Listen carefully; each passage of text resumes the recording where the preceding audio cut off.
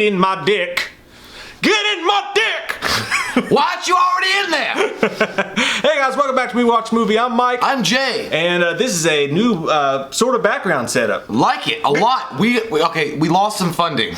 Got rid of my pool table. We got a different setup going on a little bit here. Hope you like it. I hope you guys are ready for some more mediocre reviews. And right now we're going to be talking about one of the greatest Halloween films to ever grace our face. Halloween, Resurrect the Shit. Oh my god. So good. We've talked about it so many times, I don't ever want to talk about it again. Dangertainment about to begin now. Dangertainment. Oh, fuck. Shit. Shit, fuck, shit, taints. Okay, so Halloween Resurrection. The last time that we saw Michael neutered. That's pretty much Michael. Guys, I don't know. This is such a shit stain on the undertaint of all of America. I cannot believe this thing still exists. They haven't burned it. This is kind of movie that when you're going through your list to watch all the Halloweens because you're getting ready for the 31st, you're like, Halloween 1, yes, Halloween 2. And you're going through it, and then when you get to that one, you're like, and then you move back. It's a quick one, but it just makes, you vomit in your mouth a little bit and you swallow it back down. That's what this movie is in a nutshell. Vomit in your mouth that you swallow. It says all you need to know that this piece of hot shit on IMDb, when you pull it up, the number one thing it says is comedy horror thriller. Michael Myers not a soundbite. It is not even fucking funny. Diet Coke.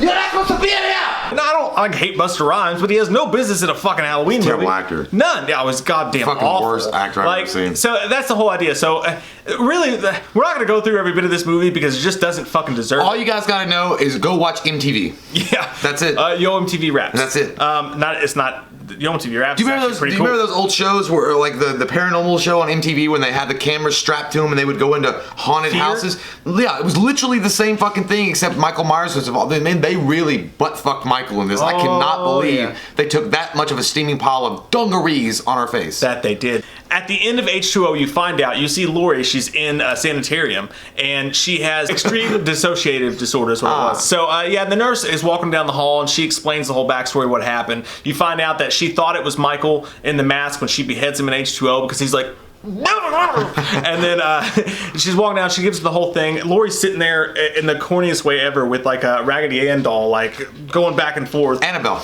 Yeah. Michael shows up and she's rigged this hospital to finally kill him. Fuck Pepsi!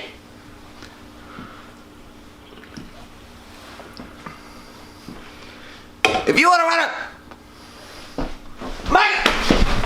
And Michael's actually not that bad. Like himself. Like Michael himself is not that bad in this movie. Shit. The mask isn't the worst.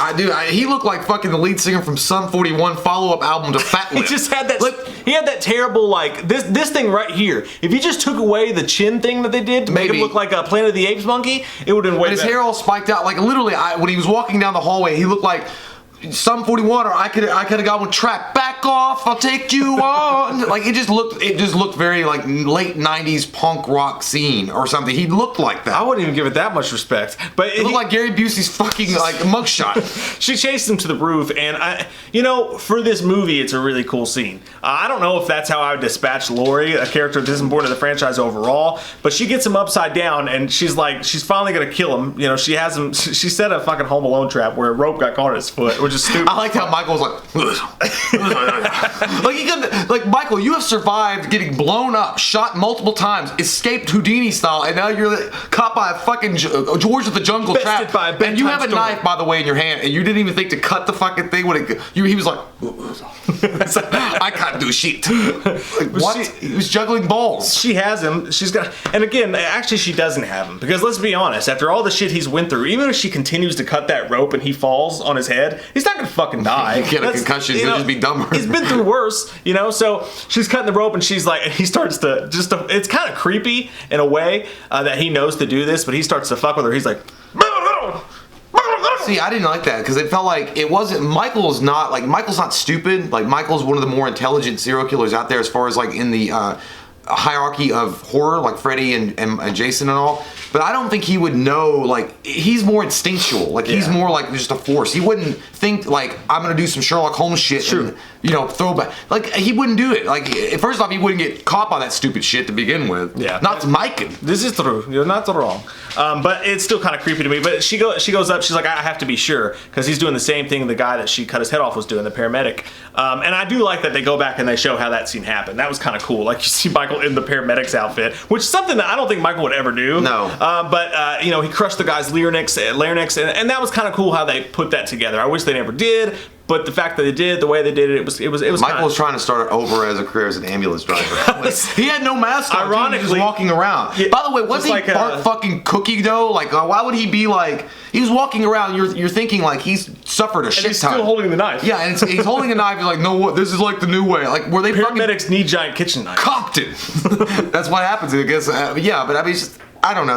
It's a whole flashback sequence. Sucked asshole. Yeah, but it was weird. It was just weird to see Michael in that. It's kind of like H2. It's just weird to see some of that stuff happen, even though it's done. She goes to take his mask, and obviously he grabs her, pulls her over the ledge, stabs her in the back, and you get this weird. It's kind of cool. One-on-one scene where Laurie's looking him in the face, and she kisses him. She's like, "I'll see you in hell," and drops her. And the way she falls and the music, it's actually kind of a well-shot scene. And this was directed by Rick Rosenthal, who directed Halloween 2. I don't know where the fuck he went after this, or what the fuck he was I don't think he directed the whole movie. It didn't feel like that. But I mean, or he was smoking pot and then directed the rest of it. Halloween 2 felt like such a John Carpenter film. Like, it had so much cool things in it. And this was just like you said, it was like a shitty webcam MTV show. Well, look, H2O, I felt like it was a product of the 90s. It does feel very 90s, and they were capitalizing on the success of those late 90s kind of shows, like Road Rules and Real World and all that shit. But it wasn't to the extreme level. This one went to the extreme level. Let's rub butter on our nipples and suck it off very slowly. Like, that's what they were doing, and they didn't give a shit about it. Like, at this point, they took something that all of us beloved, or one of our beloved characters of this horror franchise of Halloween, and just took a shit on, like, oh, he's just a regular mass killer, who cares? Didn't pump any kind of real story into it, didn't care about the history and the mythology of Michael Myers. He literally became, despite what Busta says, a soundbite. If you wanna be...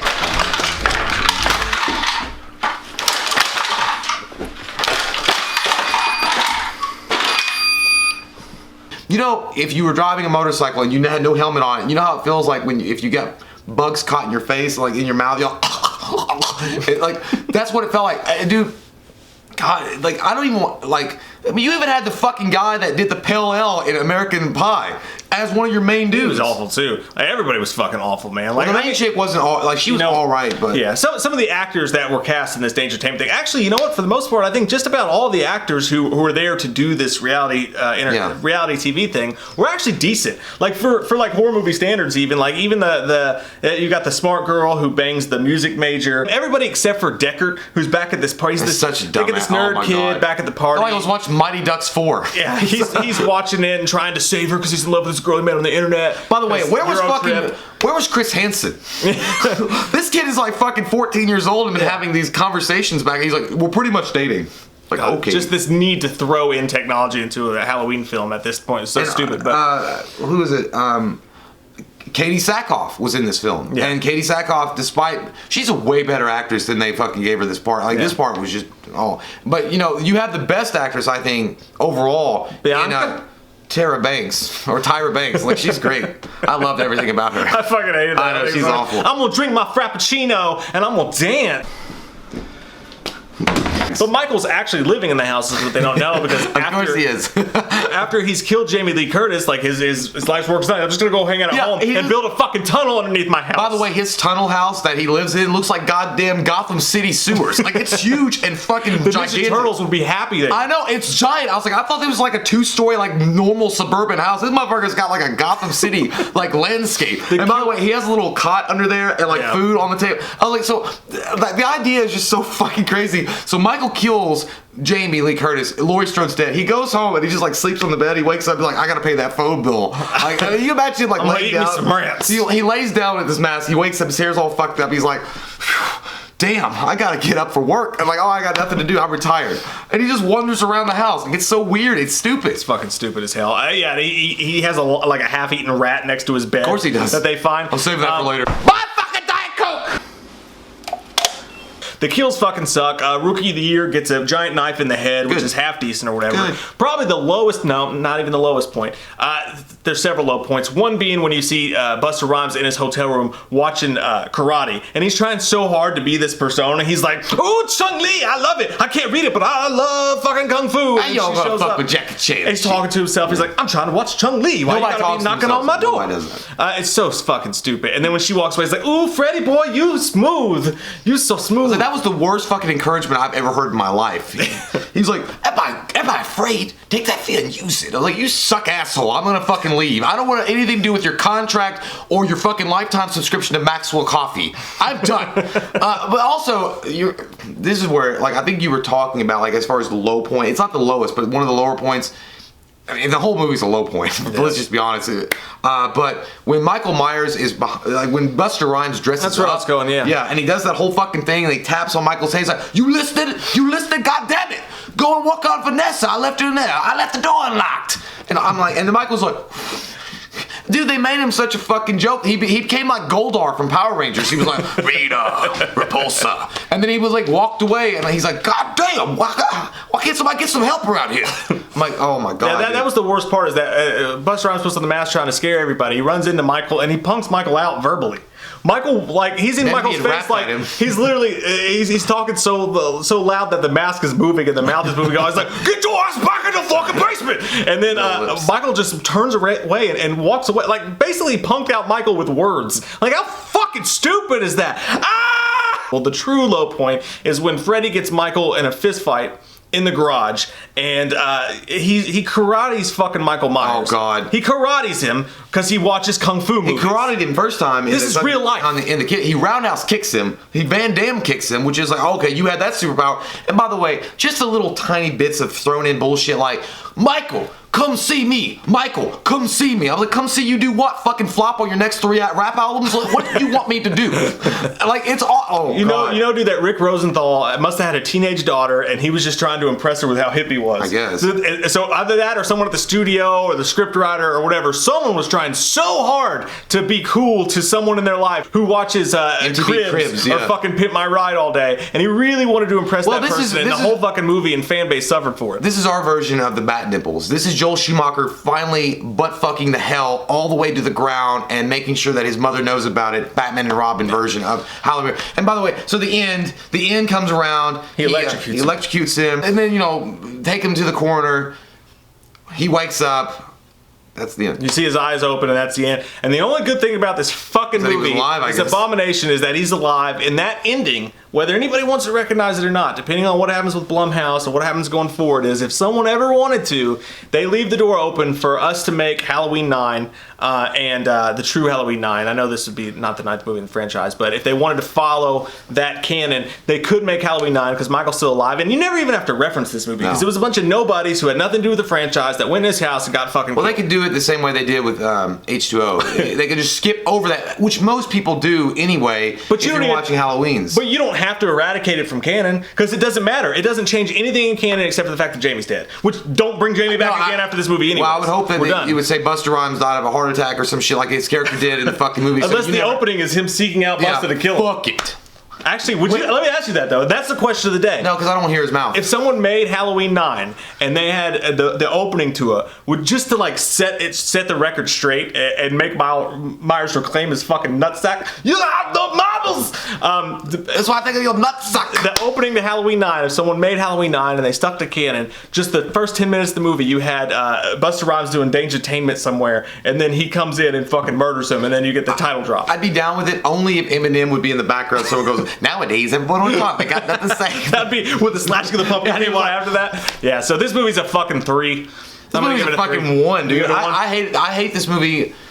We'll get to our worst picks of the entire franchise, but it's a 1, dude. There's nothing about this movie redeemable except the fact that they had Jamie Lee Curtis in it for literally 15 fucking minutes. That's why I give it a 3. That's it. Well, I mean, I'm not going to give her that many points, but and then besides that, Michael Myers is actually in the film, so at least they got that fucking thing right, except he has Botox that went bad because he either looks like he had Botox, his face never changes, or he smoked a shit ton of weed. It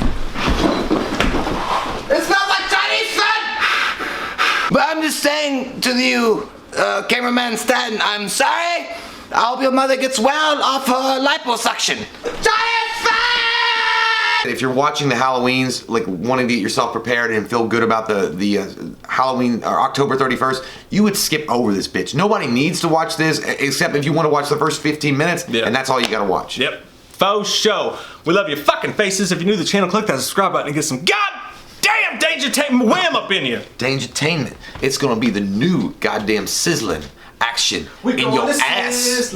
We going to Sizzler. Bring your coupons. We watched a movie. Yeah. We watched a movie. We watched it. We watched a movie. Yeah.